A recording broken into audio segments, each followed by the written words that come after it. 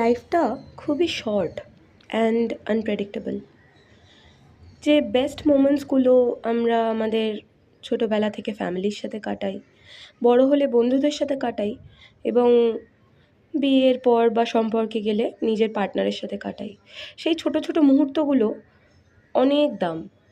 সেগুলো হয়তো আমরা ওই মুহূর্তে বসে জাজ করতে পারি না বা বুঝতে পারি না, বুঝে উঠতে পারি না।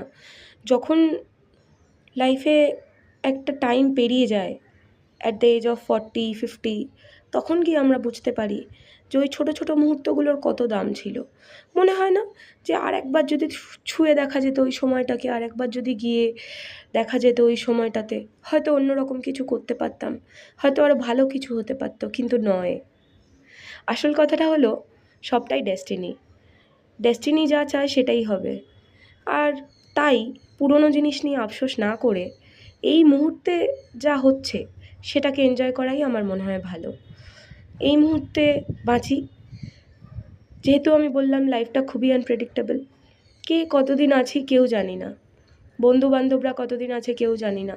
হয়তো যখন 60-70 বছর বয়স হবে তখন জানতে পারবো যে ওই বন্ধুটা তো মারা গেছে, সে তো বেঁচে ছিল বহু বছর আগে। তখন মনে হয় না যে আমারও তো একটা সময় পেরিয়ে গেছে। তাই এই সময়টাকে বেছে নেওয়া খুব দরকার। এই সময়টাতে নিজের বেস্টটুকু দিয়ে সবথেকে ভালো সময়টা কাটিয়ে নেওয়া খুব দরকার। কারণ এই যে আজকের দিনটা, আজকের মুহূর্তটা আর কোনো দিনও ফেরত আসবে না। কালকে আবার একটা নতুন দিন, কালকে আমার বয়স একদিন বাড়বে, মৃত্যুর দিকে আরও এক পা করে এগিয়ে যাব। তাই এই মুহূর্তটা বেছে নাও।